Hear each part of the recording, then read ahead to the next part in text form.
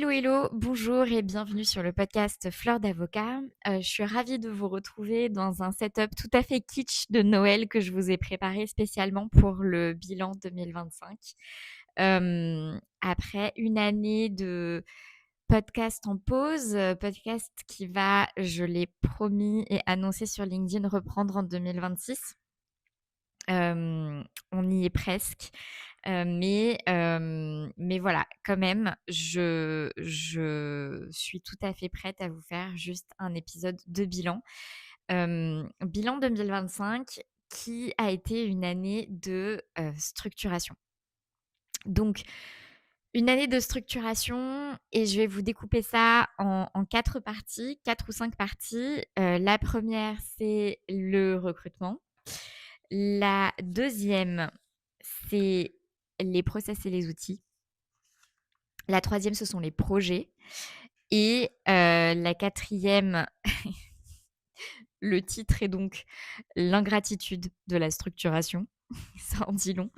Et, un point 5 plus sur qu'est-ce qu'on risque si on évite ou si on repousse la phase de structuration quand même pour ne pas juste terminer sur le constat de l'ingratitude parce que ce serait beaucoup trop partiel par rapport à ce que ça apporte. Voilà, donc je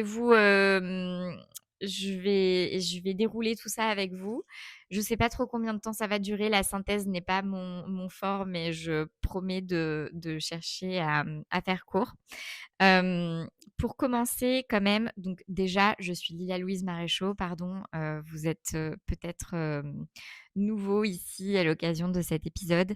J'ai créé donc ce podcast Fleur d'avocat en 2018 quand j'ai quitté la profession d'avocat après quelques années d'exercice et aujourd'hui, j'ai un cabinet de recrutement qui s'appelle Iris et Thémis. On recrute des avocats, pour des cabinets d'avocats. Et voilà, et ce podcast est ma danseuse. Je reviendrai dessus dans le cadre de cet épisode. Bref, ce que j'ai pu raconter dans un épisode précédent, c'était probablement mon bilan 2024. C'est que 2024 a été une année marquée par un changement de business model. J'ai pu expliquer dans le bilan de l'année dernière que nous avions fait le constat que le premier business model d'Iris et Thémis, qui était initialement un genre de Welcome to the Jungle pour avocats, j'ai mes chattes qui sont en train de jouer avec la caisse de protection de la ring light, etc. Bref, ça va leur passer. Et donc, le premier business model d'Iris et Thémis, c'était un modèle un genre de Welcome to the Jungle, donc plutôt une plateforme de diffusion d'offres de recrutement avec un focus sur la marque employeur. Et nous avons fait le constat, après 18 mois de travail, que c'était pas un business model que nous arrivions à rendre rentable. Et d'ailleurs, Welcome to the Jungle n'a pas réussi non plus, donc me voilà entre guillemets rassurée. Peu importe, et donc on a switché, et en fait, au-delà de la rentabilité, que nos clients, au-delà du fait de recevoir des CV, tout court à leurs offres, grâce à des offres plus attractives, ça c'était notre premier postulat. En fait, on s'est quand même aussi rendu compte que nos clients, ils avaient énormément besoin de conseils. C'est-à-dire que euh, allez, 70 à 80% de nos clients, quand bien même ils recevaient des CV, ils avaient besoin d'échanger sur les CV qu'ils recevaient. Et, en fait, si on n'était pas un peu là derrière pour les accompagner, c'est pas qu'il se passait rien. Ce serait faux de dire ça, mais c'était quand même moins efficace et on était sur une grosse déperdition d'énergie et puis de résultats aussi pour eux en termes de recrutement effectif. Parce que, encore une fois, il ne suffit pas juste de recevoir des CV. Et donc, entre le sujet de rentabilité et ce constat d'un vrai besoin de conseil de la part de notre client dans le cadre de leur process de recrutement, bien au-delà de la simple configuration d'une offre, rédaction d'une offre et attractivité d'une offre d'un point de vue pure première rencontre, il y a eu ce sujet de conseil. Je ne sais plus comment cette phrase a commencé, peu importe. Et hem et donc voilà, donc ça, c'est un switch que nous avons fait courant 2024 et bien amorcé en 2025 et donc là, nous terminons notre première année, fermée, on va dire, exclusivement dédiée à, ce business model du cabinet de recrutement, où donc nous accompagnons nos clients de A à Z dans leur process de recrutement, tant dans la publication d'une offre que, dans le fait, faire un premier, enfin, au-delà de publier une offre, nous faisons aussi de l'approche directe. Je reviendrai pas dessus particulièrement, mais globalement, sachez que, aujourd'hui, on a un peu plus de 50 des offres qui sont pourvues grâce à des candidats qui sont issus de l'approche directe et un peu moins de, enfin, le reste, donc c'est un peu moins de 50 dans les 45 qui sont des, offres qui sont pourvues avec des candidats qui sont issus de candidatures spontanées. Honnêtement, c'est difficile à dire si, des candidats issus de l'approche directe sont plus ou moins qualitatifs par rapport à ceux des candidatures spontanées. Je n'ai pas fait d'analyse, particulière de ce sujet, mais ce qui est certain, c'est que quand, vous êtes sur des marchés pénuriques, ce qui est plutôt le cas quand on a recours à des cabinets de recrutement, à un cabinet de recrutement, juste se contenter de communiquer ne suffit pas. En tout cas, c'est prendre le risque de passer vraiment à côté, de d'autres profils qui, en fait, sont tellement sollicités. Je pense, par exemple, au droit social que, ils ont pas besoin, quand ils sont à l'écoute du marché, ils ont pas particulièrement besoin d'être proactifs. En fait, ils ont des chasseurs qui, viennent à eux et leur présentent toutes les merveilles du monde directement dans leurs emails ou dans leur boîte de réception LinkedIn et donc ils n'ont qu'à disposer de ce qui leur est, offert. Et voilà et encore une fois, ils n'ont pas nécessairement besoin d'être proactifs et dans ces conditions, eh bien, on comprend que, quand ils sont à l'écoute, ils, ne voilà, ils fassent pas de démarche particulière parce qu'ils savent que quoi qu'il arrive, parmi la myriade de propositions qui va leur être faite, eh bien, il y en aura bien une qui va leur correspondre et ils auront, pas particulièrement fait d'efforts pour que ça arrive jusqu'à eux, si ce n'est avoir un profil LinkedIn bien rempli. D'ailleurs, à ce propos, si vous êtes, candidat, enfin si vous êtes collaborateur, je vous invite vraiment, à voilà, à bien remplir votre profil LinkedIn pour recevoir des propositions. Parce qu'il y a plein d'offres qui n'atterrissent jamais sur Village de la Justice, Low Profiler et autres plateformes, et qui sont des offres qui juste sont en off market, qui globalement, tournent pas publiquement et qui sont proposées qu'à une sélection de candidats et ces candidats, ils sont notamment identifiés par, leur visibilité sur les réseaux sociaux et le premier outil des recruteurs pour aller les chercher là-dessus, c'est évidemment LinkedIn. On a fait un guide sur, l'art de remplir son profil LinkedIn pour attirer les recruteurs enfin, je mettrai un lien vers le guide de téléchargement dans le profil LinkedIn. Moi, j'aime toujours dire que c'est plus facile, enfin, que c'est toujours plus smart de dire non à des propositions plutôt que de ne pas avoir de proposition du tout. Je faisais le parallèle, sous un post d'une de nos collaboratrices, Léa, qui a communiqué sur ce guide il y a pas longtemps. Moi, je préfère, qu'on m'offre un chocolat et dire: «Non merci», plutôt qu'on ne m'offre pas du tout de chocolat. Parce que dans une hypothèse, j'ai, le choix de déguster un chocolat, alors que dans l'autre, je n'en ai pas. Alors vous me direz, c'est vrai que si vous êtes au régime, que vous ne voulez surtout pas être tenté par le fait de manger un chocolat, ça ne tient pas. Mais en matière d'opportunités professionnelles, j'ai toujours plutôt tendance à conseiller de se créer le choix, plutôt que l'inverse. Bref, parenthèse fermée. Donc, 2024, une année de changement de business model, 2025, une année complète sur le nouveau business model, avec, en fait, une croissance parce que pour le coup, on a le luxe de ne jamais avoir eu besoin de chercher des clients. Hem et heu et en fait, d'avoir toujours eu un flux de demandes entrantes, depuis le démarrage et ce flux n'a fait que croître. depuis nos débuts et donc rapidement une problématique de structuration de notre activité et d'où le fait que je vous disais, eh bien 2025, ça a été une année de structuration et ça a été vraiment le mot d'ordre de mon année, donc on va revenir dessus.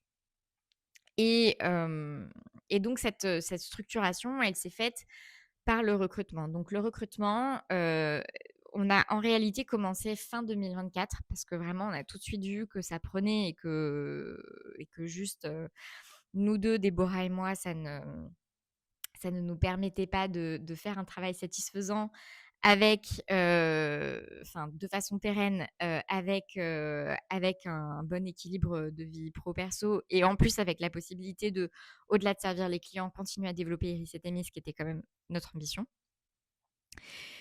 Et donc, eh bien, on s'est tout de suite mise dans une logique de recrutement et de structuration par les ressources humaines. Ce qui n'est pas le seul levier de structuration, on va en parler après, d'où le fait que, j'ai un point dédié aux process et aux outils. Et donc, eh bien, le recrutement, on a commencé. Alors, bonne ou mauvaise décision, c'est un autre sujet, mais on a commencé par un recrutement sur un pôle éditorial. Moi, j'ai toujours eu la vision, et je ne sais pas si ça a été ma meilleure vision d'ailleurs, mais bon, peu importe. J'ai toujours eu la vision d'avoir une activité. En réalité, je pense que c'est aussi parce que j'aime ça, la création de contenu et écrire et tout ce qui vient derrière en termes de documentation. Et donc voilà. Mais bref, d'avoir un blog assez fourni pour Iris et Thémis, euh, à la fois pour des questions de référencement naturel, à la fois pour avoir de la matière pour derrière pouvoir communiquer sur les réseaux sociaux au nom de la marque et pas que en mon nom personnel. Et puis aussi pour produire de la production intellectuelle intéressante. Et notamment sur des problématiques de droit de la collaboration, de problématiques de gestion RH, etc. etc. Gestion RH et gestion de cabinet plus globalement parce que en réalité, les deux sont quand même intrinsèquement liés.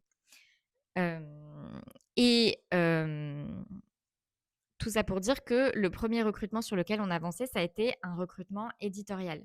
C'est-à-dire que le rôle que j'avais en tête à ce moment-là, pour cette personne, c'était un rôle à la fois de définition de la stratégie éditoriale. Donc, OK, compte tenu de où est-ce qu'on veut aller et de ce sur quoi on veut être bien positionné en termes de référencement naturel, plus de ce sur quoi on veut être connu et réputé sur le marché en général. Eh bien, voilà les sujets sur lesquels nous allons écrire et proposer des contenus dans notre blog. Et en plus de cette brique de pure stratégie, une brique de rédaction, c'est-à-dire pas juste poser les sujets sur lesquels on va écrire, mais aussi rédiger les articles. Bon, ça a été un monumental échec. Et je ne mettrai pas cet échec sur le dos de la personne que nous avons recrutée parce que, honnêtement, je pense que ce qui n'allait pas, c'était le champ couvert par le job. Et typiquement, en fait, c'est un métier très différent d'être sur la stratégie éditoriale que d'être sur la rédaction, sauf à ce que, éventuellement, la rédaction soit sur une seule thématique précise et que du coup, la personne ait à la fois l'expertise technique du sujet sur lequel elle rédige et en plus l'expertise stratégique autour de la notion de contenu de marque et de tout ce qui va aussi avoir un impact sur le référencement, donc toute l'expertise comme on appelle SEO, Search Engine Operations, Organizations, bref, peu importe. Tout le monde sait ce que c'est que le SEO maintenant. Et donc en fait, ça a été un monumental échec. Pour le coup, il faisait du bon travail sur tout ce qui était stratégie. Donc l'identification des sujets sur lesquels on pouvait proposer, enfin rédiger des articles. En revanche, sur la rédaction, comme il n'avait pas l'expertise, eh bien, en fait, ça n'allait pas. Et moi, je reconnais que je suis extrêmement exigeante sur le sujet de la rédaction. C'est-à-dire que je déteste, mais vraiment, je déteste les contenus creux. Ça ne m'intéresse pas. de lire des choses qui sont creuses avec, quelques vagues idées comme ça, un peu générales, et superficielles, mais en fait, il y a aucune application concrète, il y a aucune, enfin, on voit bien que ça rentre pas dans le détail parce qu'en réalité, le sujet n'est pas maîtrisé, n'est pas compris. Et donc en fait, bah, enfin voilà, ça s'est retrouvé à être un petit peu laborieux. On a écrit des articles sur, l'arrêt maladie quand on est avocat collaborateur, sur, comment fonctionne le préavis quand on est avocat collaborateur, les congés maternité, paternité, et cetera. Et moi, à chaque fois, j'étais extrêmement frustrée parce que je trouvais que ça manquait de fond, c'est-à-dire ça manquait de caractère opérationnel. Mais concrètement, dans telle situation, il se passe quoi? On touche combien? De la part de qui? À quel moment? Pendant quelle durée? Comment ça s'articule? Comment on fait pour, toucher ça? Et cetera, et cetera. Quel impact sur le préavis? Quel impact sur la période d'essai? Des choses extrêmement, pratiques et opérationnelles. Et donc voilà, donc en fait, ça me demandait énormément de temps de travail derrière pour, revoir ce qu'il faisait, hem et lui demander d'approfondir, d'approfondir, d'approfondir. Et même si c'était quelqu'un qui avait une formation initiale en droit, bah, en fait, c'était pas un juriste, vraiment et ni un avocat. Et donc globalement, tout ça lui demandait aussi à lui beaucoup d'efforts, pour arriver à un résultat satisfaisant. Et donc j'atteignais pas du tout pour l'enveloppe qu'on avait dédiée à ce poste, parce que globalement, ça nous coûtait en coût entreprise, ça devait nous coûter entre 5 et 6 000 euros, ou entre, enfin bref, ça excédait les 5 000 euros, ça c'est sûr, mais c'était quand même plus proche des 5 000 que des 6 000. Bon bref, peu importe, on s'en fout. Pour, cet investissement-là, moi, je m'attendais quand même clairement à pouvoir me désinvestir, de façon beaucoup plus, radicale en termes de temps passé sur ce sujet, et ça n'a pas été, le cas. Et encore une fois, je ne le mets pas sur le dos de la personne. Il n'avait pas l'expertise de ce sur quoi il était censé rédiger, et donc tout était très laborieux pour lui aussi. Et je pense que c'était une erreur de chercher à réunir les 2 jobs, c'est-à-dire la stratégie et la rédaction. On reviendra après, on a externalisé ce pôle, et je reviendrai après, encore sur ce sujet. Mais donc ça a été notre premier recrutement auquel on a mis fin, dans le cadre, de la période d'essai, tout simplement. Quand on s'est rendu compte que, ça ne fonctionnait pas, ça n'était pas au rendez-vous de nos attentes. Hem, Ensuite, on a fait un deuxième recrutement, donc cette fois sur la production pure, donc globalement, sur, du recrutement. Hem Globalement, ça, c'est un recrutement qui a été une semi-réussite, dans le sens où, le travail était excellent, vraiment très bien sur, je dis était, mais cette personne est encore avec nous, vraiment très bien sur toute une partie du job, mais moins sur une autre, qui pourtant était, importante à nos yeux, en tout cas essentielle à ce qu'on puisse vraiment pleinement déléguer. Et donc résultat, eh bien, ça nous a apporté du soulagement opérationnel en termes de temps passé sur, les projets de recrutement pour nos clients, mais on n'était pas non plus dans une configuration à pouvoir, vraiment, voilà, onboarder, un client et dire: «Bon, bah, maintenant, tu t'occupes de ce client, et nous, on est là en supervision évidemment». Enfin, en supervision, on est là si tu as besoin de nous, on est là. S'il y a une difficulté avec un client, on est là. Si tu te poses une question, je sais pas comment gérer telle ou telle situation, évidemment, on est là, on en parle. Mais globalement, on n'a pas besoin d'être là à toutes les étapes, de vérifier, de bref, d'être encore très impliqué. Et voilà. Et donc en fait, ça nous a en partie grandement soulagés, mais en partie seulement, et pas assez. Et là, ça a été, enfin voilà, évidemment, on parle de structuration, donc on parle de management, et donc on parle de tout ce qui va avec. Ça a été notre erreur à nous que de mal gérer la période d'essai, parce qu'on s'est, rendu compte de ce sur quoi on était très contente, mais aussi de ce sur quoi on ne l'était pas, un peu tard. Justement parce que nous n'avons pas, hem, fait le travail que nous aurions dû faire dans le cadre de la période d'essai pour avoir une réelle appréciation du niveau de la personne que nous avons intégrée. Et ça, c'est une erreur de management qui a pesé Lourd, énergétiquement sur l'année, en tout cas sur mon année à titre personnel, même si ça nous a permis, d'apprendre énormément. Ça nous a aussi apporté, beaucoup de positifs à certains égards, mais ça a pesé lourd sur l'année parce que du coup, entre le moment où on a intégré la personne, le moment où on a pris conscience de ce qui n'allait pas selon nos attentes, et le moment où on s'est réorganisé en interne pour juste, acter que, on allait arrêter de l'attendre sur ce sur quoi on l'attendait, et voilà et concentrer sa valeur ajoutée sur d'autres aspects du métier, et bien, en fait, il s'est passé 1 an, parce que, bah, il y a aussi eu une phase où on a pris sur nous de chercher à former et à accompagner la montée en compétences sur la partie du job sur lesquelles, ben, la personne n'était pas aux attentes, et ce qui, voilà, n'a pas, été, couronné du succès qu'on attendait et en réalité, on avait quand même recruté un profil assez expérimenté dans une logique de ne pas avoir tout cet effort de formation à faire. Donc, c'est ce qui nous a amené finalement à proposer un repositionnement dans la structure.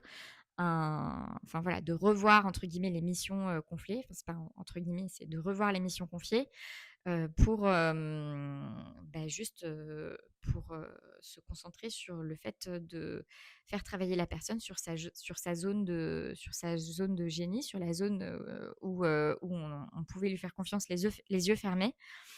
Et d'arrêter d'être dans la frustration permanente sur le reste du métier, ce qui nous consommait encore une fois énormément d'énergie. Mais donc voilà, ça a pesé lourd sur l'année parce que ça a globalement été 1 an où on pensait qu'on allait vraiment pouvoir se soulager pleinement, opérationnellement parlant, avec, déjà quelqu'un de très largement autonome et en fait, on n'a pas trouvé, dès le démarrage l'autonomie qu'on cherchait. Encore une fois, ça ne remet pas du tout en cause, le soulagement que cette personne nous a apporté, par la qualité de son travail et son professionnalisme sur le reste d'une mission. Mais encore une fois, je pense enfin voilà, vision globale des choses. Hem et globalement, c'est que quand on a fait un troisième recrutement, donc avec une deuxième consultante en recrutement qui nous a rejoint en septembre, que recrutement que initialement on a lancé parce qu'on avait juste, enfin, on était toujours en croissance et donc à 3 ça ne passait pas non plus. Hem et bien, c'est seulement à ce moment-là que quand on l'a intégré et pour le coup, c'est une personne qui a quasiment immédiatement, enfin voilà, modulo, 2 feedbacks qui ont immédiatement été implémentés. C'est quand on a avancé sur ce recrutement que, on a vraiment senti un soulagement entier sur des missions qui nous étaient confiées parce que, bah, là, on s'est senti pour le coup en capacité de juste on a un client qui nous confie un mandat et voilà et on a une personne qui peut gérer de A à Z, ce recrutement avec un minimum d'implication de notre part. Encore une fois, sans jamais disparaître, du schéma. On est toujours là pour nos clients, et ils peuvent toujours nous appeler et on prend des nouvelles et ils savent qu'on suive, les dossiers. Mais, j on n'a pas besoin d'être là à tous les rendez-vous avec le client et cetera. Enfin, je veux dire, il y a quand même énormément de choses qui nous sont soulagées. Donc une grande autonomie et ça nous a énormément, enfin c'est là, en fait, qu'on a vraiment senti donc c'est sur le troisième trimestre 2025 qu'on a vraiment senti un soulagement plein et entier sur le fait de faire avancer les dossiers. Et donc le fait de pouvoir nous, dégager de la charge mentale, et dégager du temps et de la charge mentale pour pouvoir nous reconcentrer sur, des d'autres choses. Alors le, même si on a entre guillemets, tardé, je pense, à prendre les bonnes décisions, par rapport à une réorganisation, sur, bah, ce sur quoi nous n'étions pas, raccords en fait sur le 2e recrutement qu'on a fait, donc la première consultante en recrutement. Hem je vous disais tout à l'heure que c'est venu aussi avec des apprentissages et avec du positif et je le pense très sincèrement dans le sens où, même si j'aurais préféré condenser ça dans moins de temps, que ça dure pas 1 an et que ça dure, peut-être plus, 3 ou 6 mois, peu importe. En tout cas, ce que ça nous a apporté et je pense que c'est une leçon que nous ne sommes pas prêts d'oublier, en tout cas moi à titre personnel, je ne suis pas prête de l'oublier, c'est, déjà une amélioration de nos process de recrutement. Parce que, en fait, c'est en déléguant pour la première fois la manière dont on fait notre métier, donc de recruter pour nos clients, que, et ben, qu'on s'est rendu compte aussi de, enfin, c'est en déléguant qu'on s'est rendu compte de la façon dont on travaille et donc de nos attentes, envers les personnes qui recrutent avec et pour nous. Hem Et je pense qu'on avait complètement, sous-estimé, enfin, on n'avait pas conscience de ça, on n'avait pas conscience du fait que, bah, en fait, on avait une patte, Déborah et moi, on a une patte dans, notre approche du métier qui est qui est une patte qui est éthique, mais qui va au-delà de l'éthique, qui est une patte sur, la manière dont on cadre les discussions avec le client, sur, la manière dont on fait avancer les process, sur, la manière dont on donne des conseils, sur, enfin, voilà, sur beaucoup de choses, en fait, dans la manière de faire le métier, et qui, je pense, font en partie, partie de je sais pas de ce qui nous distingue, mais en tout cas de à part entière, ce qui est important pour nous et ce qu'on pense être important pour nos clients et aussi une des raisons pour lesquelles ils nous choisissent et ils apprécient de travailler avec nous, qui est que nous, on n'est pas juste là pour pousser des CV à nos clients. C'est-à-dire que, on ne voit pas du tout le métier comme étant juste un métier de pourvoyeur de CV. On voit le métier comme enfin, avec vraiment une brique conseil extrêmement, extrêmement présente et extrêmement importante. Même pour des clients qui pensent ne pas avoir besoin de conseils, en fait, on se retrouve à quand même, amener à des recrutements qui sont des réussites, justement grâce à la brique conseil et si on était juste sur: «Je vous envoie un CV et puis dont acte et juste je vous dis que, mais si c'est le CV dont vous avez besoin», bah, en fait, ça marche pas. Ou ça marche moins bien selon nos critères de réussite en tout cas, qui sont bah, de susciter des recrutements qui sont des recrutements pérennes et pleinement satisfaisants et pas juste des recrutements de bouche-trou. Et donc là-dessus, le fait de déléguer ça, ça nous a amenés à, enfin de voir quelqu'un d'autre travailler et de déléguer ça, ça nous a amenés à vraiment prendre conscience de toutes les micro-tâches et de la manière dont on les accomplit, parce que du coup, on a dû l'expliciter. Enfin, c'est-à-dire qu'on a dû faire du feedback, et en faisant du feedback, bah, ça nous a amené à expliciter, notre manière de faire. Mais qui va jusqu'à la manière dont on rédige, la manière dont on articule la relation, les temps de relation avec le client, quand est-ce qu'on appelle, quand est-ce qu'on écrit. Vraiment, enfin, c'est dans un détail peut-être, mais ça fait la différence entre un prestataire 1 et un prestataire 2. Et donc là-dessus, voilà, encore une fois, cette première personne qu'on a recrutée pour l'exercice du métier plein et entier, eh bien, ça nous a aidé à comprendre ça, finalement, quelles étaient nos attentes réelles envers les consultants qui travaillent pour nous et donc à, faire évoluer et améliorer notre processus de recrutement, de façon à ce que, ce processus, nous conduise à pouvoir vraiment apprécier les compétences de la personne qu'on recrute sur, nos besoins réels. Donc par exemple, on a rajouté un entretien qui est un entretien de, entre guillemets «de simulation». C'est-à-dire qu'on simule, la présentation par le consultant d'une sélection de candidats à un client. Et nous, notre objectif dans cette simulation, c'est juste de voir à quel point est-ce que le consultant arrive à dépasser la notion de la description d'un CV et arrive à rentrer justement dans une posture qui est beaucoup plus une posture de conseil. Parce que l'un et l'autre n'ont vraiment rien à voir et vraiment, je enfin, je vous assure qu'il y a beaucoup de personnes qui, en fait, pour qui c'est pas évident cette histoire de dépasser, la piste de la description pour entrer dans une posture de conseil. Donc ça nous a aidés et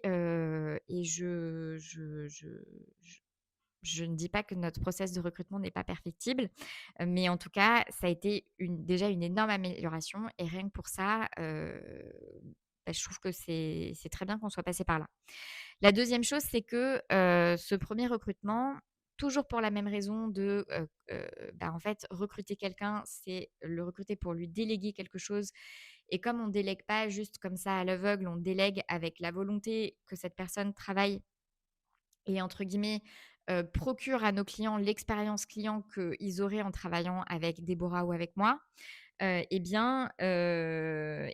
nous a amené à être, enfin voilà, à expliciter notre méthode comme je vous le disais tout à l'heure et ça veut dire que globalement, on a énormément travaillé notre process de, enfin, ça a été très structurant, sur, derrière les outils, les process, hem voilà, justement parce que, on a eu entre guillemets «un effort de verbalisation, d'explicitation de notre méthode» qui était très important à faire et je dirais également que ça nous a permis, donc ça c'est d'un point de vue purement managérial, aussi, d'améliorer notre process d'onboarding parce que comme je vous le disais, globalement, on n'a pas fait le travail qu'on aurait dû faire pendant la période d'essai de la première consultante qu'on a recrutée. Ce qui fait qu'il y a des choses dont on s'est rendu compte, après la fin de la période d'essai et hem et en fait, globalement, ça c'est juste, de la gestion de période d'essai et de comment est-ce qu'on manage pendant la période d'essai, ce qui est pas la même chose que comment est-ce qu'on manage une fois que la période d'essai est passée.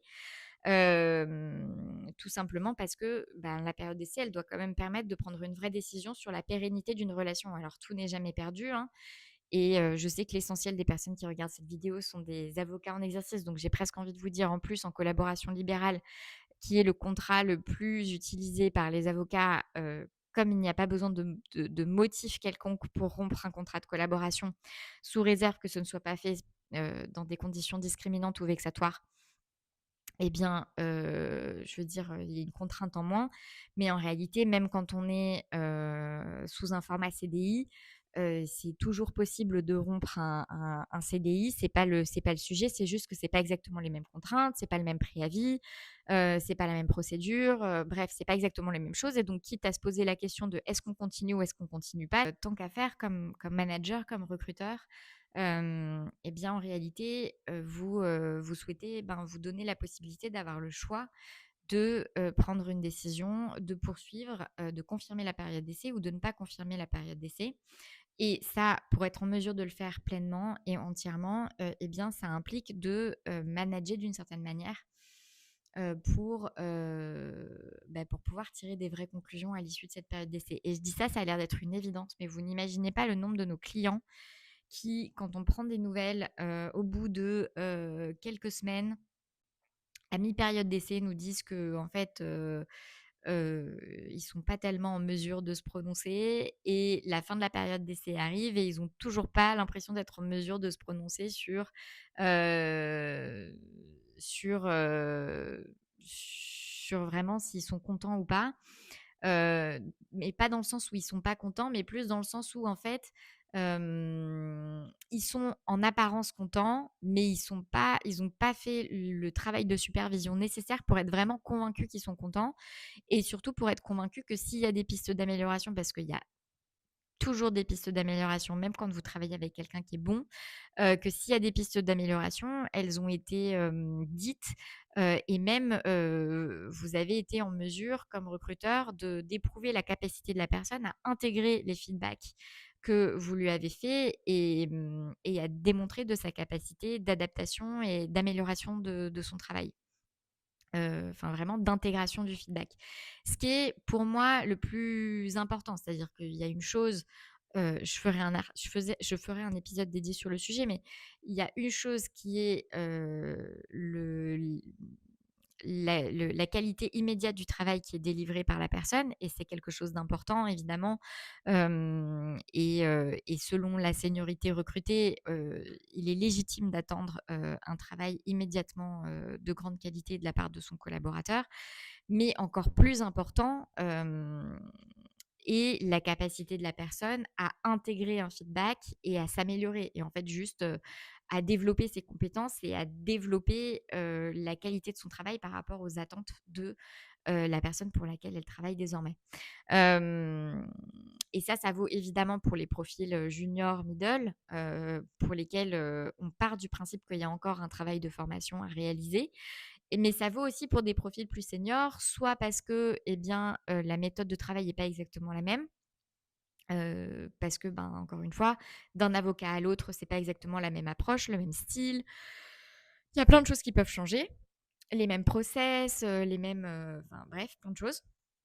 Mais aussi, parce que vous pouvez et ça nous arrive régulièrement, par exemple, on a fait un recrutement d'une avocate qui est ravie de son recrutement, d'une avocate, senior, plus de 10 ans d'expérience en droit social et pour le coup, c'était acquis qu'elle avait une expérience extensive sur toutes les problématiques de relations individuelles, mais que sur toutes les problématiques de relations collectives, elle avait moins, pratiqué. Enfin, c'était des problématiques sur lesquelles elle avait moins travaillé dans le cadre de sa collaboration, enfin de ses premières res 10 années d'expérience et donc c'était aussi ce qui faisait que la collaboration qu'elle rejoignait l'intéressait. C'est-à-dire qu'elle avait envie de, développer ses compétences sur ce champ-là du droit social. Mais donc c'était identifié que c'était sa zone sur laquelle elle aurait de la montée en compétences à faire et ça s'est confirmé dans le cadre de la période d'essai. Rien d'anormal, dans ce cas-là, mais tout ça pour dire que ce genre d'amélioration évidemment, on en parle de façon évidente pour des profils juniors et middle, mais ça peut concerner des profils, seniors tant sur des problématiques d'approche, de méthode, de style, que aussi des problématiques de fond où c'est identifié dans le cadre du process de recrutement que, eh bien, il y a des éléments de la fiche de poste sur lesquels c'est pas acquis, et qui donc représenteront des pistes d'amélioration, enfin des pistes de progression, des pistes d'acquisition de compétences de la part de la personne recrutée et c'est OK. Enfin, je veux dire, heureusement que la vie s'arrête pas, enfin qu'on n'arrête pas d'apprendre hem, à partir d'un certain âge et qu'on peut encore prétendre à des postes pour lesquels on n'est pas à 120 qualifié pour le job. C'est aussi tout l'intérêt de la mobilité professionnelle, disons-le. Donc voilà, donc ça, globalement, ce 1 recrutement, sur lequel, ben, on a fait cette erreur, ça a aussi été une énorme leçon, en termes de: «OK, la prochaine fois, comment est-ce qu'on onboard le consultant, la consultante?» Et comment est-ce qu'on onboard cette personne avec un management qui nous permet de vraiment apprécier, heu, la la qualité de son travail, en tout cas sa manière de travailler par rapport à nos attentes et l'écart entre les 2, le cas échéant et sa capacité d'intégration de notre feedback, et de notre manière de faire, dans un temps, bah, qui est relativement court, hein, parce qu'il est alors nous encore une fois on recrute en CDI, donc qui est de 4 mois renouvelable. Il se trouve que qu'on n'a pas renouvelé la période d'essai, mais enfin, dans aucun des cas, nous n'avons, renouvelé la période d'essai, mais c'est une possibilité, ce qui n'est pas le cas dans le cadre d'une collaboration libérale. Donc ça veut dire qu'on a vraiment 3 mois, sauf à avoir mais en fait, non, parce que heu, la pré-collaboration, qu'elle soit dans un cadre de CDD, de collaboration libérale, de stage, en réalité, enfin, globalement, si elle dure au moins 3 mois, elle vaut période d'essai. Donc ça, c'est une position qui est très régulièrement rappelée par l'ordre. Donc en fait, on a globalement, le pendant de la flexibilité des modalités de rupture qui sont offertes par le contrat de collaboration libérale, c'est le fait que la période d'essai n'est pas renouvelable. Elle dure 3 mois, c'est 3 vrais mois et c'est 3 mois pendant lesquels il faut pouvoir, réellement se prononcer. Encore une fois, si jamais il doit y avoir rupture après ça, il y a pas mort d'homme parce que, il y a pas de enfin, pour les raisons que je citais tout à l'heure, mais ben, il y a quand même 3 mois de préavis là où il y a pas 3 mois de préavis, sinon quand c'est une rupture dans le cadre d'une période d'essai. Bref, donc ça, c'est ce que nous a apporté de positif en termes de montée en compétences nous, forcés par l'erreur. Donc comme je disais, une amélioration de notre process de recrutement, une amélioration de notre process d'onboarding et de notre management dans le cadre de l'onboarding et aussi, une amélioration, heu, enfin voilà, de tout ce qui a été nos process et nos outils. Hem Donc ça, c'est sur globalement nos ressources humaines, pérennes, avec, les CDI. Hem et donc aujourd'hui, nous avons enfin à fin 2025, nous terminons l'année avec 2 salariés en CDI, qui sont toutes les 2 donc sur la production pure, consultantes en recrutement et puis ensuite on a, tout ce qui est externalisation et l'externalisation donc on a, une équipe social media, réseaux sociaux qui globalement, fait tiens d'ailleurs ça me fait penser qu'il faut que je valide le la programmation de janvier, s'occupe de nous faire un planning éditorial pour, tant pour LinkedIn que pour Instagram. Là, je parle des pages institutionnelles, hem, de Iris et Thémis, et de créer les visuels, les textes, enfin bref, nous on fait rien.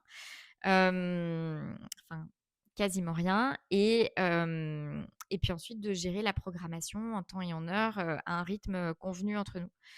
Donc ça, pour le coup, c'est un recrutement de prestataires externes.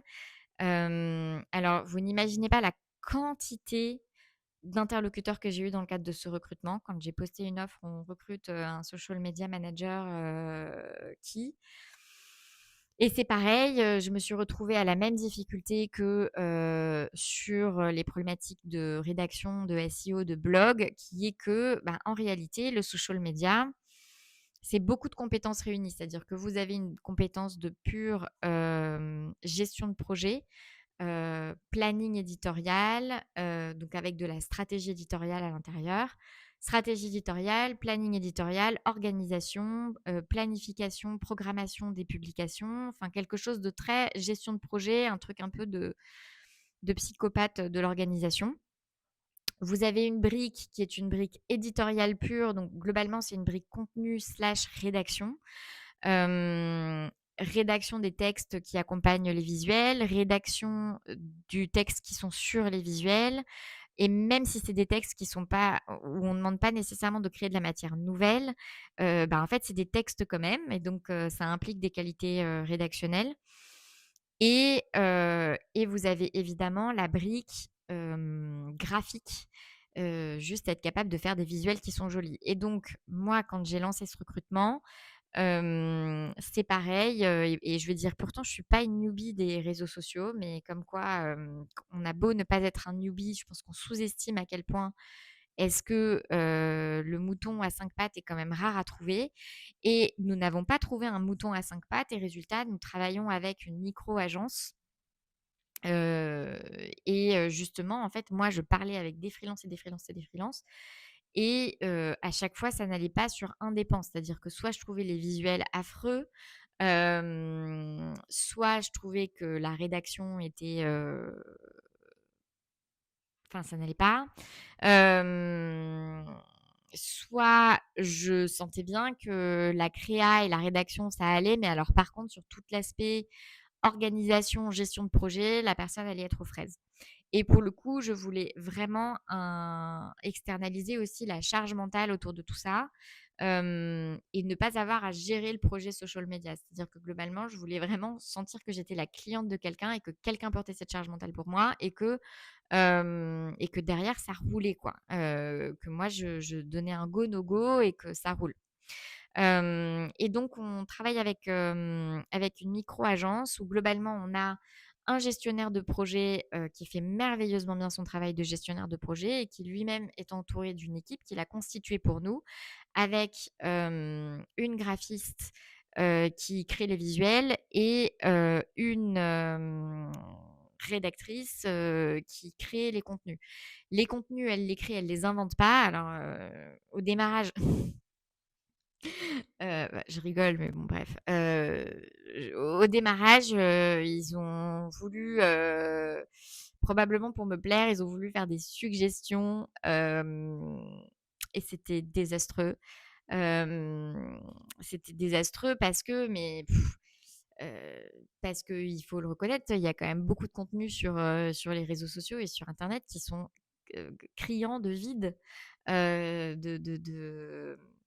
d'absence de substance, de juste c'est des mots pour des mots, mais des phrases qui ne veulent rien dire, qui sont inspirantes mais creuses, ou qui se veulent inspirantes mais qui sont creuses, enfin bref, enfin tout ce que je déteste, mais vraiment tout ce que je déteste. Et donc en fait, ils me proposaient des choses et moi j'étais là en mode: «Non, enfin désolée mais non». Bref, donc je leur ai dit: «Moi vraiment je n'attends pas de vous que vous inventiez des choses, que vous fassiez du neuf. J'ai une quantité pléthorique de contenus». Déjà il y a des contenus sur le blog d'Iris et Thémis parce que mine de rien, même si on n'a pas été très prolifique, je vais revenir dessus, il y a quand même quelques contenus que vous pouvez exploiter, qui sont des contenus qui sont très longs et donc qui peuvent vous faire un contenu peut vous faire plusieurs contenus courts. Donc ça, c'est une première chose. Et puis, derrière, il y a aussi toute ma production, mes propres posts LinkedIn, enfin bref, de plein de choses. Et à ça, j'ai rajouté, globalement, plein d'idées de mèmes et de tweets que j'ai repérés et que je trouvais chouettes, et que je leur ai dit: «Bah, travaillez à partir de cette matière qui existe déjà. J'ai juste besoin que vous me proposiez des textes d'accompagnement qui ressemblent à quelque chose ou que vous recycliez la matière existante dans un format, qui se prête à une publication par un site, enfin par la page institutionnelle d'Iris et Thémis et pas par ma page personnelle. Bref, donc c'est comme ça qu'on fait et du coup, maintenant je suis très satisfaite. Alors au démarrage, la première rédactrice, au-delà des suggestions qui étaient faites et qui n'allaient pas, je m'y retrouvais pas sur, les textes. Je sais pas si c'est qu'elle utilisait ChatGPT, je sais pas si c'est que, même elle-même, elle n'arrivait pas à me sortir des trucs, qui étaient pas, kitsch et bref, qui n'allaient pas. Mais donc et ça, c'est l'avantage de travailler avec, une micro-agence, c'est que globalement, j'ai juste dit à mon interlocuteur, enfin à mon fournisseur, heu, au mec qui gère la micro-agence, je lui ai juste dit: «Écoute, moi, je m'y retrouve pas, je te fais correction après correction, c'est pas l'objectif, j'y passe trop de temps». Donc voilà, il a fait le constat que ça ne marchait pas avec, le style, enfin entre mes attentes et le style de la rédactrice, qu'il avait mis pour s'occuper de moi et donc il m'a trouvé une autre rédactrice, avec qui, vraiment ça se passe, beaucoup mieux donc ça a été un confort et aujourd'hui, globalement, quand je reçois un planning éditorial, donc c'est un tableau Excel dans lequel j'ai, toutes les publications pour, le mois à venir avec, la catégorie, le texte à valider et cetera et bien globalement, j'en ai pour, aller autour de une demi heure par mois à peu près. Donc voilà, je suis pas encore, assez, 100 satisfaite pour, enfin du style, il y a encore des petites coquilles, qui sont pas des si petites coquilles que ça et du coup, je me sentirais vraiment pas à l'aise si ce truc sortait que notre marque était associée à cette tonalité de voix, à ce vocabulaire, à je sais pas, juste cette manière de s'exprimer. Mais donc je ne lâche pas complètement, mais c'est déjà un énorme gain de temps. Donc ça, c'est pour, une part de l'externalisation et ensuite on a, une, assistante, Vanessa, on travaille avec l'agence de Maddalena Martini qui s'appelle V Awards et pour le coup, dont on est contente, mais ça, elle avait déjà commencé à travailler pour nous avant, qui fait plein de petites choses pour nous de comptabilité, de publication de certains contenus sur le site internet, donc gestion du back office du site internet, hem, de réservation de salles, de plein de trucs de logistique, de gestion de cadeaux clients, enfin bref, de plein de choses. Et puis on a un freelance qu'on a identifié quand on a un gros surplus d'activité, beaucoup de mandats qui arrivent d'un coup. On sait qu'il y a certaines tâches qui sont chronophages, qu'on va pas pouvoir mener à bien en l'état de l'équipe. Et donc, globalement, on a assez rapidement, en 2025, sourcé, recruté un freelance pour nous accompagner sur du search. Donc, le search, c'est la partie où globalement on identifie des profils qu'ensuite on va approcher pour leur proposer une offre de collaboration. Euh, et, euh, et donc, globalement, ça, c'est une partie qui est très chronophage. C'est l'équivalent au recrutement de la recherche jurisprudentielle dans l'exercice du métier d'avocat. C'est-à-dire que globalement, c'est le moment où on est en mode je cherche une aiguille dans une botte de foin. Et potentiellement, je peux y passer 2-3 heures en mode blackout sur mon logiciel jusqu'à ce que je trouve la sélection de pépites qui vont vraiment correctement soutenir mon argumentation. Ou au contraire me faire prendre conscience que vraiment le dossier ne nous est pas favorable. Le droit ne nous est pas favorable surtout. La jurisprudence ne nous est pas favorable. Et donc voilà. Et donc ça, on a identifié un freelance avec qui on apprécie énormément de travailler et que globalement, on sollicite ponctuellement à chaque fois qu'on a un gros afflux de nouveaux mandats et qu'on sait que cette partie chronophage du métier, on ne va pas pouvoir tout gérer nous-mêmes en interne. Et donc, voilà. Et donc ça, c'est précieux. J'ai fait un point avec lui là de fin d'année pour savoir s'il était, enfin comment il vivait notre collaboration et lui faire moi aussi des feedbacks et qu'on voit ensemble quelles sont les rares pistes d'amélioration parce que très franchement, il n'y en a pas beaucoup. Mutuellement d'ailleurs. Et voilà. Et puis le dernier point d'externalisation, ça a donc été sur tout ce qui était éditorial SEO. Et alors là, donc je vous disais qu'on avait un profil CDI qui faisait tout et je me suis dit non, en fait, ça ne marche pas. Euh, Ça ne marche pas comme ça, de façon satisfaisante. Et donc, il faut quelqu'un qui pilote la stratégie. Et ensuite, il faut des experts qui se concentrent sur la rédaction du fond. Donc, globalement, on identifie les sujets sur lesquels on veut publier un contenu. Et ensuite, on identifie une personne qui a l'expertise technique qui puisse, derrière, rédiger un contenu qui corresponde à la question qu'on veut traiter. Somme toute, ça paraît extrêmement logique. Bon. Donc, il y a une partie qui est une partie de stratégie, il y a une partie de rédaction et entre les deux, une brique de gestion de projet. Et là aussi, moi, je voulais déléguer et sortir la charge mentale de est-ce que j'ai reçu tel projet de la part de tel rédacteur, où est-ce qu'on en est, est-ce que j'en suis de la facture à payer de tel rédacteur, enfin bref, je voulais sortir ma charge mentale de ça et globalement juste valider la stratégie éditoriale, quand même faire une petite passe sur les articles pour m'assurer que c'était rédigé d'une manière satisfaisante, en tout cas jusqu'à ce que j'ai confiance en un rédacteur. Et dernière chose, juste go et puis le truc tourne. Donc charge mentale minimum. Bon, la première personne avec qui j'ai bossé sur ce sujet, ça a été une catastrophe. Je pense qu'il est très bon en matière de stratégie, mais alors vraiment sur la gestion de projet, ça a été désastreux. Désastreux, désastreux, désastreux. Et j'ai été encore une fois beaucoup trop sympa et j'ai mis un peu trop de temps à dire en fait là ça ne tourne pas, on a tel objectif, on a tel budget et en fait il y a rien qui sort, le budget n'est pas consommé. Alors d'une certaine façon tant mieux, hein, c'est même pas comme si on avait un budget qui était consommé et pour le coup il y a rien qui sort. Là je pense que j'aurais réagi beaucoup plus tôt quand même, mais juste enfin voilà, comment est-ce que le truc avance? Et donc je suis sortie du truc et là,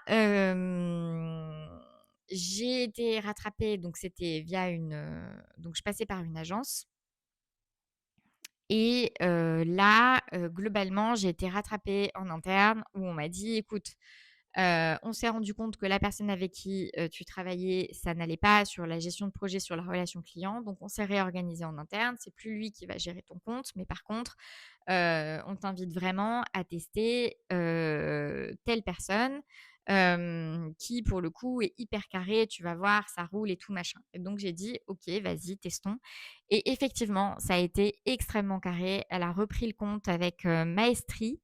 Je sais pas si ça se dit maestrie, maestria? Avec, en tout cas une grande efficacité, beaucoup de enfin voilà, excellent travail de reprise du compte, de tout remettre à plat, ce qui avait été fait, ce qui n'avait pas été fait, où est-ce qu'on en était des relations avec les différents rédacteurs et cetera, heu et d'avancer et donc voilà, donc elle a repris le compte, elle a repris les relations avec les rédacteurs et là, finalement à la fin de l'année, on a décidé d'arrêter. Mais pour des raisons différentes cette fois. En réalité, pour 2 raisons. La première, c'était parce que même si on avait du budget à allouer au projet, éditorial et SEO, qui était un budget qui était pas ridicule, en fait, si on voulait vraiment, vraiment, vraiment être impactant, il aurait fallu qu'on le double ou qu'on le triple. Mais au-delà du budget, c'était aussi, il aurait fallu qu'on double ou qu'on triple mon implication temporelle. Encore une fois, pour la même raison que sur le social media, mais cette fois version plus importante parce que en mode version longue, parce que je suis extrêmement chiante sur la rédaction et sur le contenu dans les articles et donc en fait, c'est pareil malgré, la qualité apparente de certains rédacteurs avec lesquels on a travaillé, bah, c'était vide quoi, c'était creux.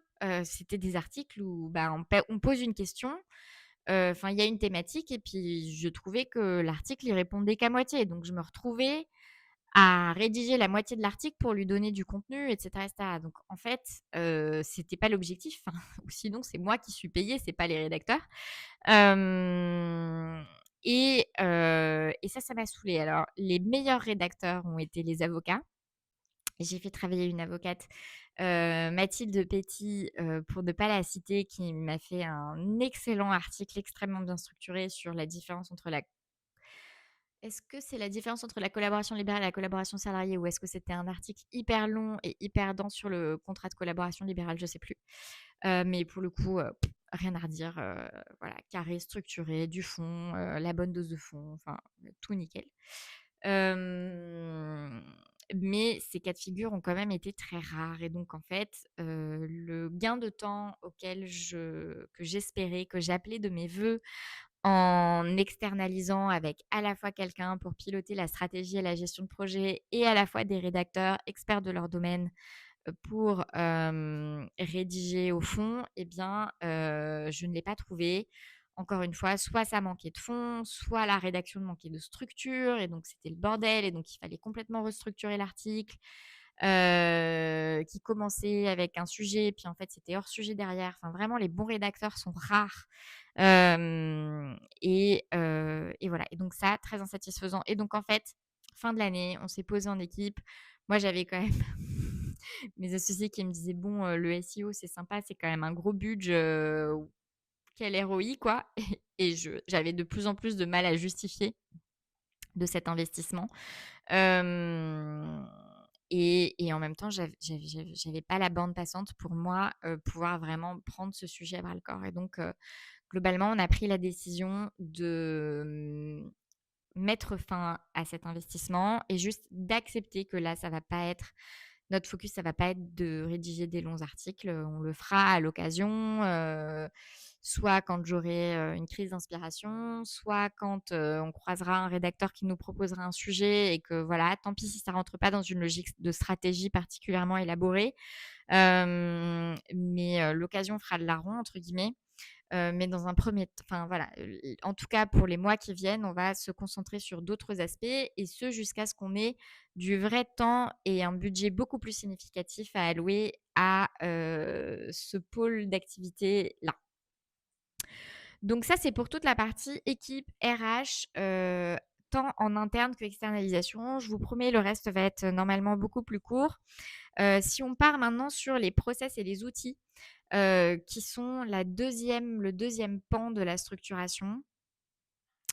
Ce que je vous disais tout à l'heure, c'est que, globalement, structurer, c'est notamment recruter et déléguer et donc expliquer très clairement sa méthode et ses attentes. Hem, Leila Hormozi parle dans son podcast de, être très clair sur what winning looks like, qu'est-ce que gagner veut dire et hem et de ça, voilà, de l'expliciter et de le documenter. Et donc, nous, cette année 2025, ça a été une année notamment consommée par tous ces efforts d'explicitation et de documentation et de, entre guillemets, normatisation, heu de notre méthode et de nos attentes opérationnelles, très concrètes.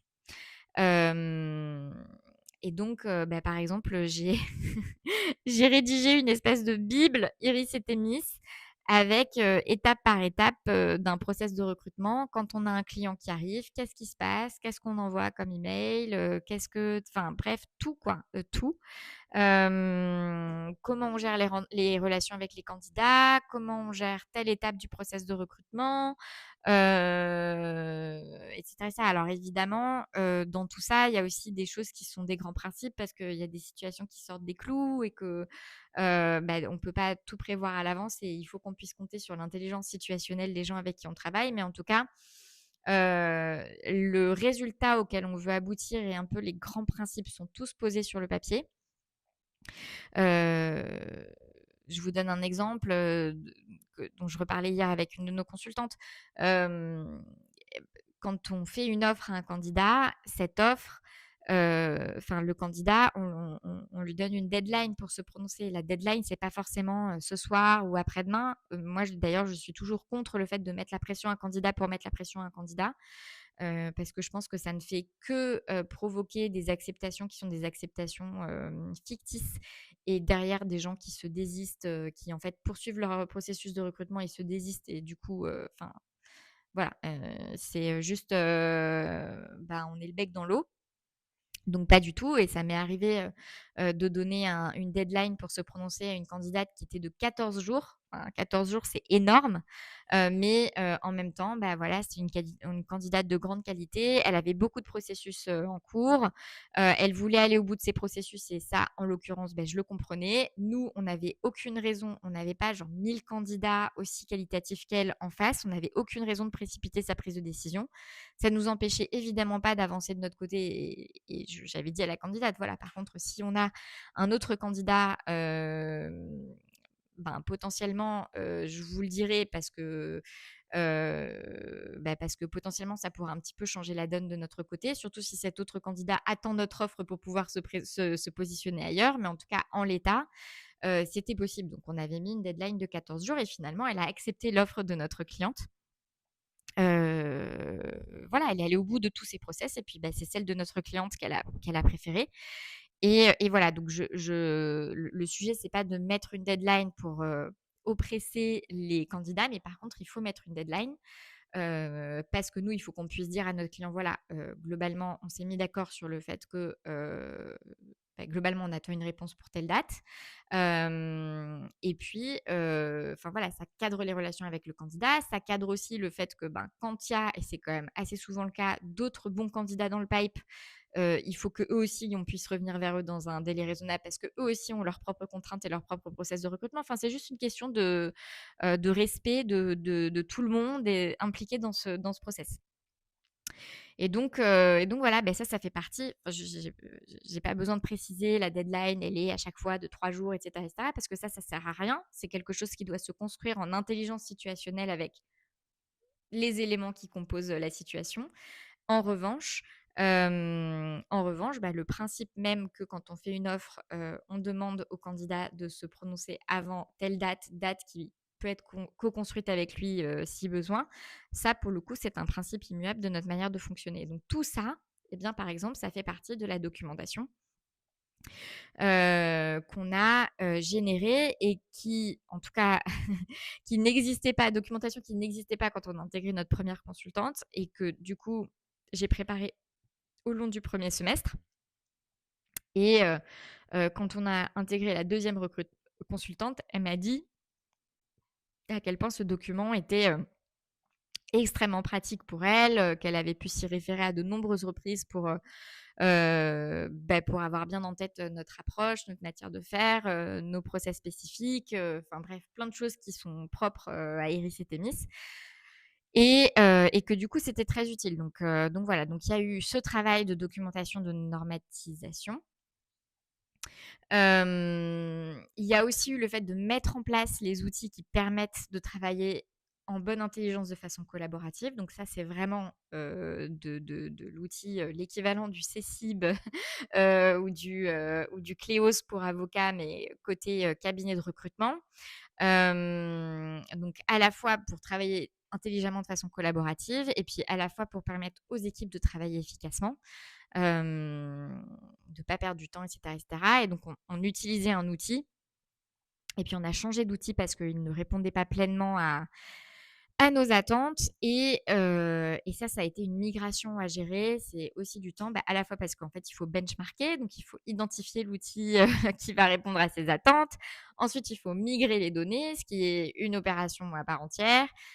Évidemment, configurer le nouvel outil, implémenter des nouvelles habitudes dans l'équipe. Enfin bref, tout ce qui est structuration des outils et cetera, c'est quand même, une plaie, c'est chronophage, ça prend de l'énergie, mais bon, quand c'est terminé, on est super content. Donc tout ça, ça a aussi fait partie de notre travail de structuration du, 1er enfin du 1er semestre. I wish! De, tout 2025. Hem, je dois dire d'ailleurs là-dessus que la première consultante qu'on a recrutée, voyez, parmi, les choses sur lesquelles, pour le coup, on est mais 100 satisfaite de son travail et de sa contribution. Typiquement, il y a ça. Elle a été hyper motrice et proactive, dans, toute la migration des données, la configuration du nouvel outil, les relations avec, l'équipe technique, de l'outil avec lequel on travaille, heu, pour que l'outil corresponde, au plus proche à nos besoins à nous. Et voilà, ça a vraiment simplifié et fluidifié le process, et de façon globale, on arrive aujourd'hui fin 2025 et pour le coup, heu, on est à l'aise avec les outils avec lesquels on travaille et puis on a énormément gagné en efficacité et en fluidité et donc en productivité. Donc ça, c'est le deuxième point sur la partie structuration, c'était les process et les outils. Vraiment, je ne saurais plus vous recommander, enfin, j'en parle souvent, mais recruter et ne pas capitaliser sur le recrutement pour vraiment documenter sa manière de travailler, processer les choses au maximum et en gardant en tête le fait que ça sert à rien de créer de la norme pour créer de la norme, mais en tout cas, hem, voilà, de quand même, le plus possible processer et documenter et expliciter ses attentes, les choses. Enfin, vraiment, c'est pénible sur le moment, mais ça apporte derrière tellement de confort quand on recrute des nouvelles personnes, quand on doit réancrer des feedbacks qu'on donne par rapport à ses attentes, sur, vraiment la manière dont on attend que le travail soit réalisé et nous, on a tellement de clients dont on voit que, ils pourraient, bénéficier énormément de juste de faire ce travail. C'est indécent. Alors moi, je donne souvent le nom, de Romain Hasbrook enfin bon, son entreprise est moins connue que lui, RH, visuel, je crois. Heu, mais bon, la vraie star, c'est Romain Hasbrook, qui est enfin, c'est une pépite sur tout ce qui est, création de process, documentation, standardisation de certaines procédures. Parce que même quand on fait du sur-mesure, on a des zones de standardisation. Et si c'est un travail auquel vous n'arrivez pas à vous coller, heu, vous-même, parce que c'est vrai que c'est un travail extrêmement pénible et chiant, Et bien, le fait de vous faire accompagner, de déléguer en partie. Alors il peut pas tout faire pour vous parce que par définition un process, si, enfin ça doit impliquer la personne qui est dans les opérations. Mais c'est enfin, en plus de venir avec son expertise de comment est-ce qu'on construit un process et quel va être le process le plus adéquat par rapport à votre manière très concrète et précise de travailler, etc., etc. En fait, juste quelqu'un qui gère le projet et qui vous fouette un peu pour que le truc avance, c'est hyper puissant. Donc voilà, si c'est quelque chose que vous reportez toujours à demain, mais dont vous savez que vous pouvez tirer du positif, juste appelez Romain et il vous chouchoutera et ce sera formidable. Voilà. Du coup, toute cette structuration, qu'est-ce qu'elle a impliqué? Elle a eu un impact aussi sur les projets. Parce que, eh bien, tout ça, tout ce que je viens de vous décrire pendant 1 heure, c'est extrêmement en fait, c'est chronophage. C'est chronophage, ça prend de la charge mentale et ça prend du temps. Recruter, onboarder, manager, choisir les outils, configurer les outils, tout ça, ça prend énormément de temps. Et donc, la première chose, c'est que j'ai lâché le podcast. J'ai presque rien publié, voire j'ai rien publié du tout en 2025. Pour mon plus grand malheur, parce que c'est vraiment un espace de joie pour moi, ce podcast. Mais clairement, j'ai mis la priorité sur le fait de structurer en me disant: «Ma liberté réside dans le fait que je structure les opérations d'Iris et Thémis pour être moins indispensable dans le quotidien de, le travail qu'on doit faire pour nos clients et pour apporter satisfaction à nos clients». Et donc, c'est ce que j'ai fait, j'ai lâché le podcast. J'avais aussi, pour être honnête, hein, j'avais aussi besoin d'une pause. J'en étais, du coup, ça va être l'épisode 299, quelque chose comme ça. J'en étais à l'épisode 298, dont au moins 250 interviews, même plus parce que j'ai pas fait 40 épisodes solo. Et, et j'avais aussi besoin d'une jachère, de me poser la question de si je continuais ce format interview, est-ce que ça m'apportait encore autant? Est-ce que, est-ce que j'avais envie de continuer comme ça, avec ce format-là, même si c'est un format qui a aussi fait mon succès, hein, et m'a d'une certaine façon beaucoup apporté, mais j'étais plus sûre que c'était ce dont j'avais encore envie et besoin et ce qui m'inspirait encore, et j'étais plus sûre non plus de ce vers quoi je voulais aller. Et donc, je me suis dit: «Bon, de toute façon, 1, tu pas le temps d'y réfléchir, et 2, c'est bien, pose ton cerveau là-dessus». Donc j'ai fait une pause sur le podcast. Il y a eu le projet de trop, c'est ce que je vous disais tout à l'heure, ça a été le SEO, avec, finalement, enfin, qui a été avorté avec à la fois, premièrement, hem, pas le bon partenaire, mais encore une fois, je vais pas tout mettre sur le dos du partenaire. Moi, j'ai pas non plus encadré le partenaire comme il fallait parce que j'étais pas dedans, j'étais pas impliquée. En fait, même quand vous déléguez, c'est enfin, que ce soit en interne ou en externe, vous pouvez pas vous abstraire d'un minimum de suivi de ce qui se passe. Et donc voilà, hem, mal géré, et ça a été le projet de trop par rapport à l'énergie réellement disponible pour pouvoir contribuer à sa pleine réussite. Donc ça a été tout ce qui était éditorial et SEO, qui a donc été suspendu fin 2025. Et voilà. Ensuite, il y a eu des sujets sur lesquels on n'a pas avancé, et notamment, on envisageait un élargissement de marché en 2025. Et finalement, on n'y est pas allé, parce que, pareil, pas assez de bande passante. On y serait peut-être allé si on n'avait pas eu ce délai dont je parlais tout à l'heure, qui fait qu'on a pu prendre de la hauteur et sortir plus tard que ce qu'on avait prévu, compte tenu de la façon dont s'est déroulé notre premier recrutement, de consultants. Et voilà, donc ça nous a sûrement impacté de ce point de vue-là, mais c'est pas grave. Et ce sur quoi je regrette de ne pas avoir avancé plus vite, c'est, notamment le rebranding.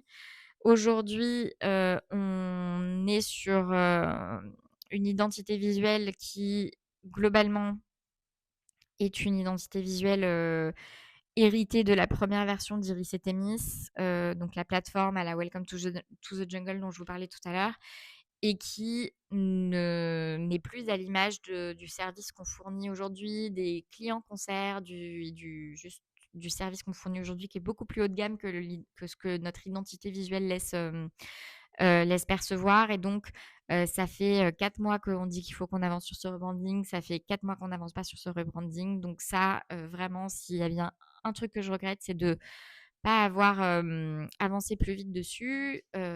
J'ai planté les graines, c'est bon, on a des rendez-vous avec des agences tout début janvier pour sélectionner le prestataire avec qui on va travailler sur ce rebranding. Mais ça, j'avoue, c'est un projet sur lequel on a trop tardé à avancer et j'aurais bien aimé qu'on avance plus vite dessus, mais c'est comme ça. Pour clore, je dirais que 2025, et du coup 2025, année de structuration, il faut reconnaître que c'est une année ingrate. C'est pas une année dont je me souviendrai pour le fun, la joie, euh, un plaisir un peu effervescent et pétillant. Vous voyez ce que je veux dire? Parce que structurer, c'est quand même extrêmement ingrat. Euh, c'est, c'est pénible parce que déjà, c'est un investissement en temps, un investissement financier aussi. Euh, Recruter, c'est un investissement financier à la fois parce que nous, dans les deux cas, on est passé par un chasseur. Donc, à chaque fois, c'était quand même une enveloppe importante. Euh, et, euh, et au-delà du prix du chasseur, il y a juste la rémunération de la personne qu'on recrute. Et encore une fois, nous, dans les deux cas, on a recruté des personnes plutôt expérimentées, donc on n'est pas sur des petits salaires. Donc, c'est des coûts chargés pour l'entreprise qui sont importants. Et donc, globalement, à la fois le temps que ça consomme et les ressources que ça consomme d'un point de vue financier, globalement, ça réduit la marge. Donc, qui dit réduction de la marge dit aussi réduction de ce que le dirigeant peut prendre pour lui. Ou réinvestir dans d'autres supports de croissance que les ressources humaines. Et en plus, eh bien, en tout cas, nous, on a été dans une configuration où on a vraiment, enfin, pour toutes les raisons que j'ai expliquées plus tôt, hein, mais on a vraiment eu un délai entre le moment où on a fait cet investissement et le moment où on a perçu le retour sur investissement de cet investissement. Je me répète beaucoup, mais enfin, le mot investissement est trop dit, mais vous avez l'idée. Où on a pu percevoir les fruits de nos investissements, à la fois en temps et en argent. Dans le sens où, en fait, comme je vous le disais tout à l'heure, comme le recrutement de notre première consultante, ça nous a soulagés en partie, mais pas complètement. Le pas complètement, il compte quand même pour beaucoup. Et résultat, ça fait que il s'est écoulé vraiment plusieurs mois avant qu'on ait une vraie sensation de charge mentale amoindrie, allégée et de mobilisation au quotidien dans les choses à faire pour que les dossiers avancent, elle aussi allégée et amoindrie. Et donc, le délai entre on investit du temps et de l'argent en rémunération et vraiment le fait de kiffer le résultat de ça, c'est-à-dire waouh, j'ai moins de charge mentale et j'ai du temps, je retrouve du temps pour d'autres choses, il a été un peu long. Donc ça, c'est assez ingrat. Mais vraiment, j'emporte la responsabilité. Je suis pas seule dans cette histoire, mais on prend nos responsabilités aussi de juste la manière dont on a managé et pris nos décisions. Et ça, c'est juste de la responsabilité managériale, quoi. Donc ça, c'est assez ingrat. Et puis, du coup, une année de structuration sur tous les sujets dont je vous ai parlé, toutes ces verticales, à la fois, RH et à la fois, process et outils, c'est aussi moins de temps passé sur moi, les choses qui me procurent du plaisir de façon assez immédiate.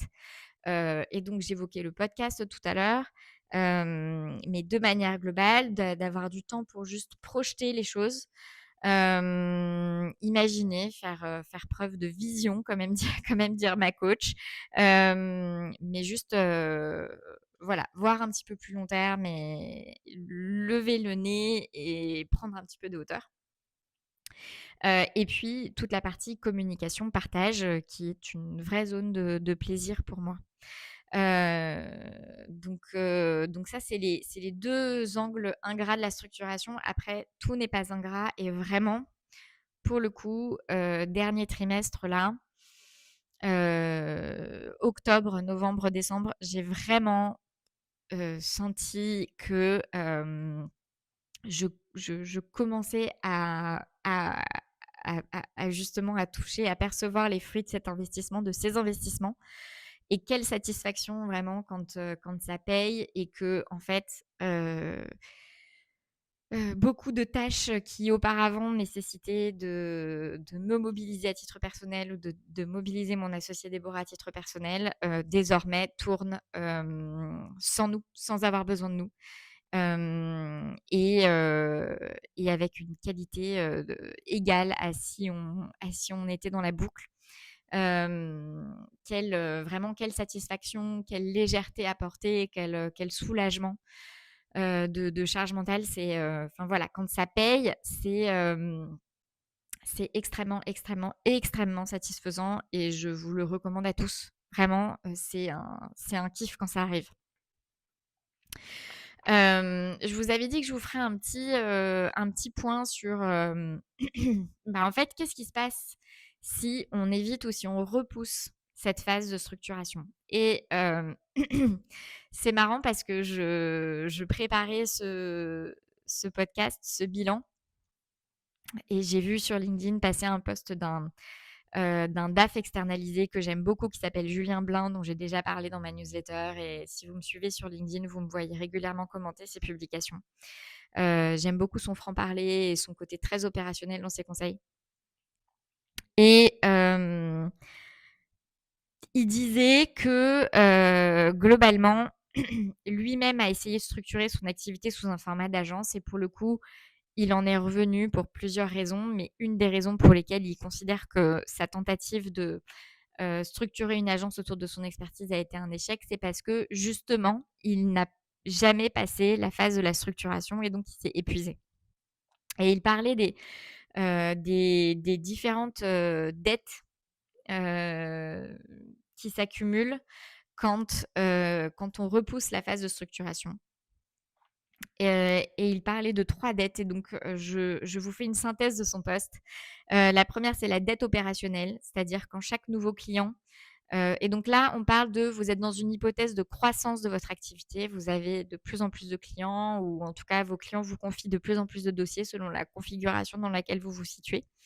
Et évidemment, les 2 peuvent se cumuler. Et c'est tout ce que je vous souhaite si vous êtes dans cette dynamique de chercher à faire grossir votre activité. Et donc, dans cette hypothèse, vous avez une dette opérationnelle qui se crée puisque chaque nouveau client apporte de la complexité. Il y a un moment où effectivement, la complexité organisationnelle, elle est exponentielle. C'est pas une courbe linéaire, quoi. C'est exponentiel par rapport au nombre de nouveaux dossiers qui sont ajoutés. Et donc ça, c'est une première dette. Il parle aussi d'une dette sur le BFR qui se crée parce que globalement, on a une tension sur donc le BFR, c'est le besoin de fonds de roulement, en fonds de roulement pour ceux qui n'ont pas encore le plaisir d'être familiers de ces termes. Puisque globalement, cette croissance, elle implique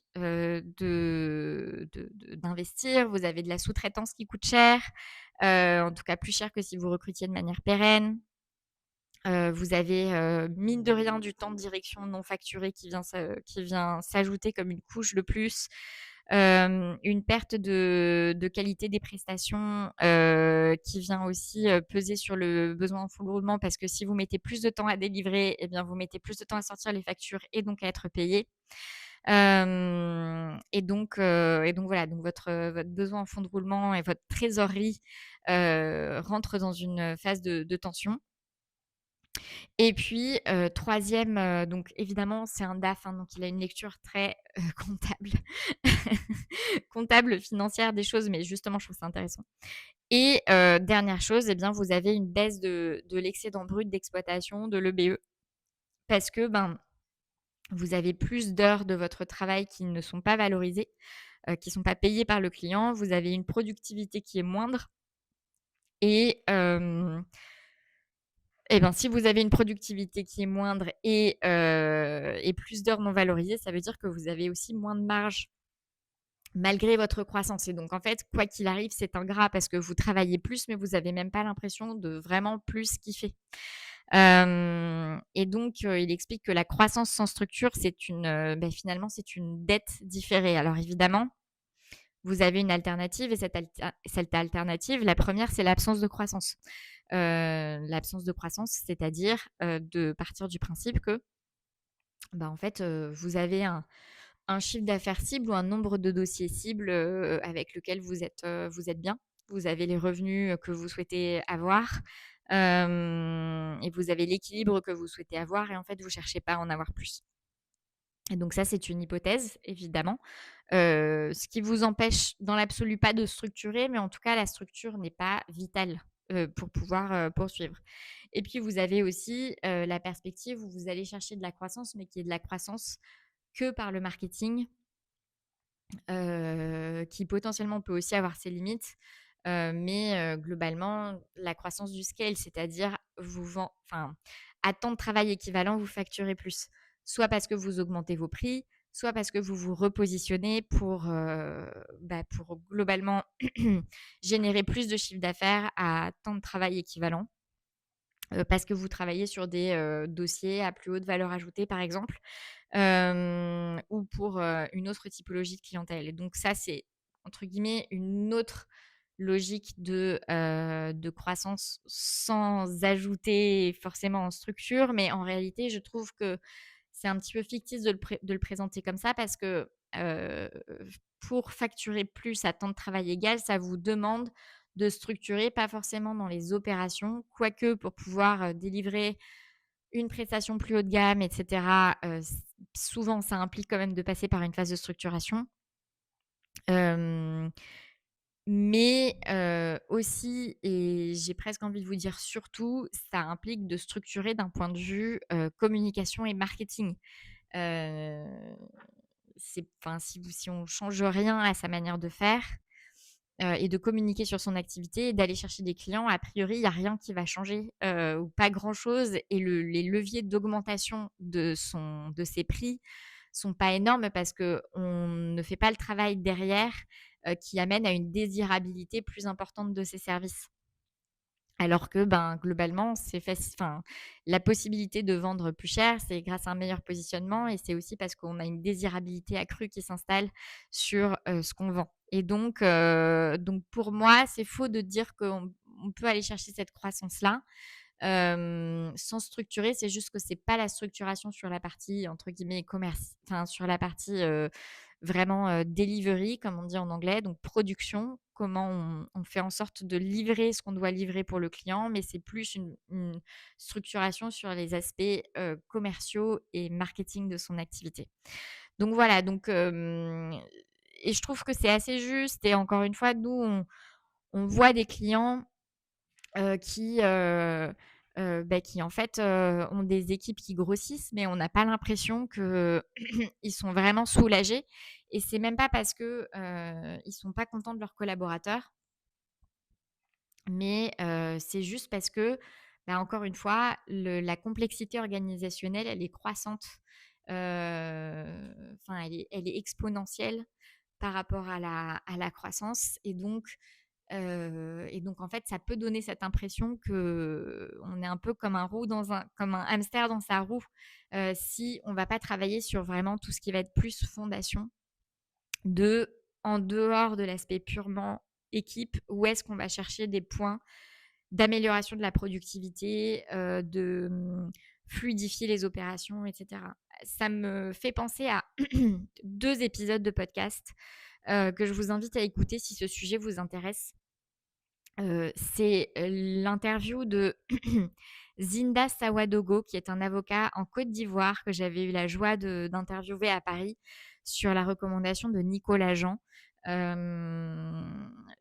fondateur du cabinet Stork Avocat, qui, est spécialisé dans tout ce qui est accompagnement des entreprises dans leurs investissements en Afrique de l'Ouest. Donc, c'est du financement de projet, de la structuration de projet. Et Zinda Sawadogo donc travaille sur ces problématiques-là, mais pour le coup avec son cabinet implanté en Côte d'Ivoire. Et il explique dans son interview, qui est très douce, c'est un gentil. Bref, vraiment, je vous recommande cette interview. Il explique dans son interview que, en fait, justement, eux, à un moment, ils étaient dans cette. Enfin, il a vécu cette phase où globalement, il y avait des clients, il y avait des dossiers. Mais en fait, il avait toujours l'impression de tirer le diable par la queue, malgré la croissance apparente de son activité. Et donc, il a un de ses amis qui fait du conseil en organisation, qui est venu auditer son cabinet pendant quelques jours, et qui lui a dit: «Bah, en fait, effectivement, vous avez des grosses déperditions de productivité, compte tenu de la manière très concrète dont vous travaillez, et donc, avec des pistes de recommandations pour fluidifier tout ça, et gagner de l'oxygène, pas juste en recrutant plus de monde, mais juste en travaillant plus intelligemment et mieux, et avec cet investissement sur les process. Donc ça, c'est une première interview, et puis il y a une deuxième interview très intéressante sur ce sujet-là, et en fait, il y en a sûrement d'autres, je suis désolée, mais là, c'est les deux qui me viennent en tête. C'est celle de Marc-André Secaldi. Marc-André ou Marc-Antoine? Marc-André, je pense. Marc-André Secaldi à Marseille, qui est avocat au barreau de Marseille en droit de la réparation des dommages corporels, qui a un très beau cabinet spécialisé en la matière, avec une clientèle de victimes. Et de victimes avec des dommages, enfin, il a une spécialisation dans les dommages corporels très lourds, et c'est pareil, ils ont à un moment fait appel à un cabinet d'audit pour venir auditer leur process de travail, leurs pratiques, vraiment d'un point de vue très organisationnel, et voir dans quelle mesure est-ce qu'ils pouvaient améliorer leur manière de fonctionner pour trouver des points de productivité autres que dans juste recruter plus de collaborateurs.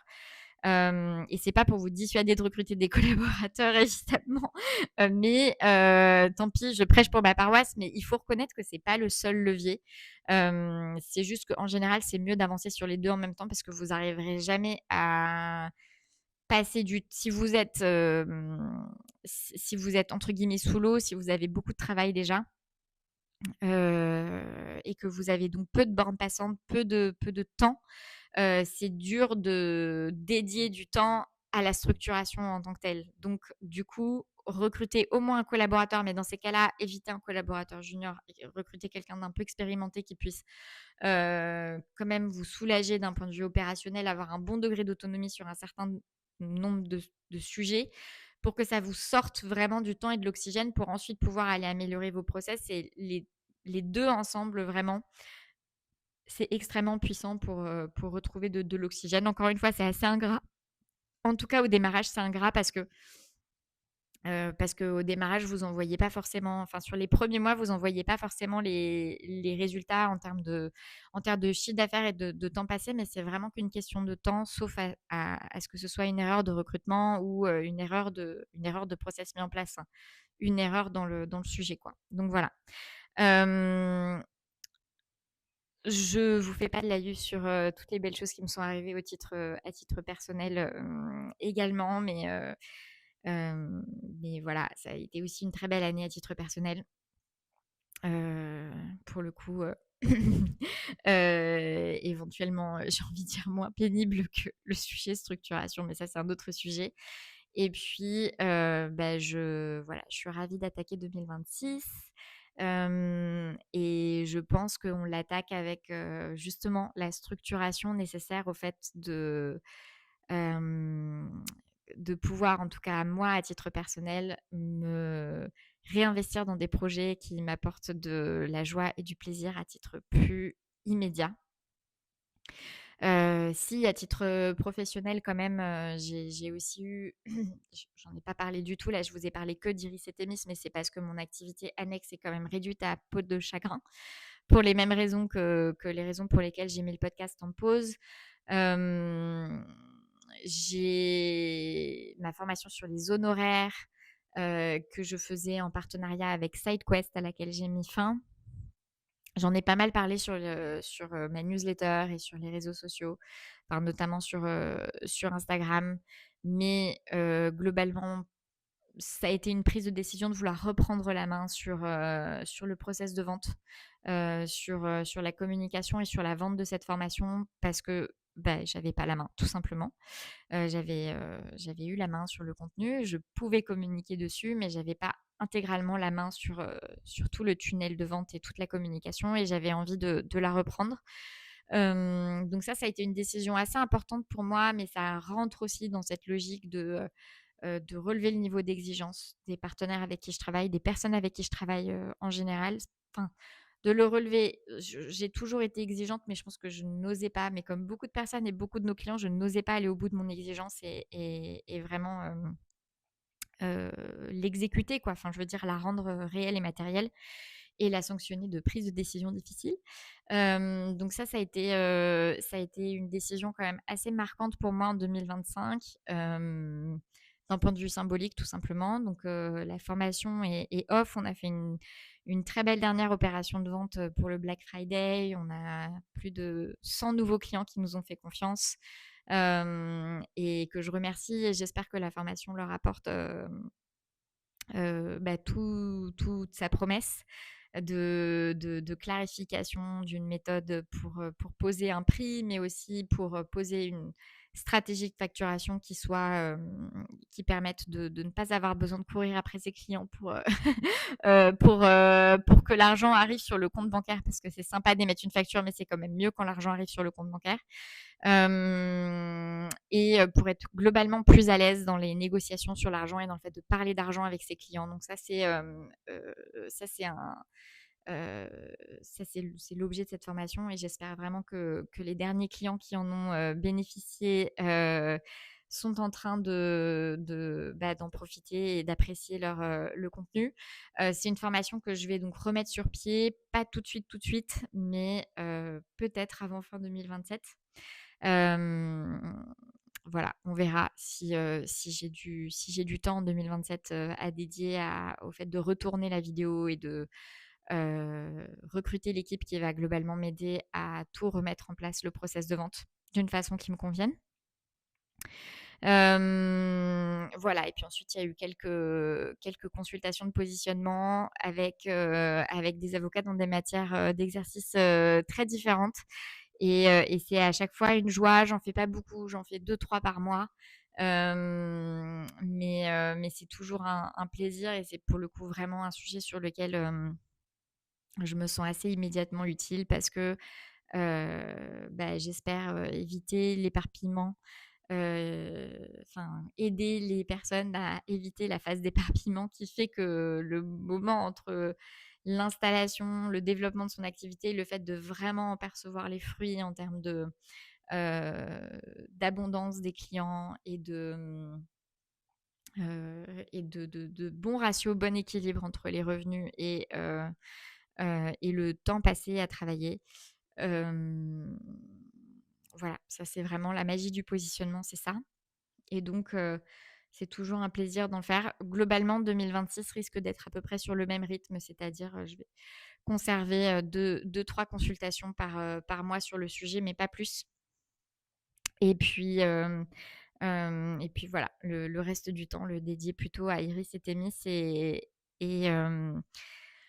et à la reprise du podcast et au réinvestissement de la communication que j'ai un petit peu délaissé de manière globale sur 2025. Voilà, vous savez tout. J'espère que ce bilan vous a intéressé, que vous en avez, trouvé des pistes, de réflexion pour votre propre activité et je vous souhaite, d'excellentes fêtes, de fin d'année. Selon le moment où ce ce podcast va être publié, les fêtes de fin d'année seront peut-être passées, mais peu importe. Hem, un bon début d'année si c'est le cas et puis surtout une très belle année 2026. Ciao.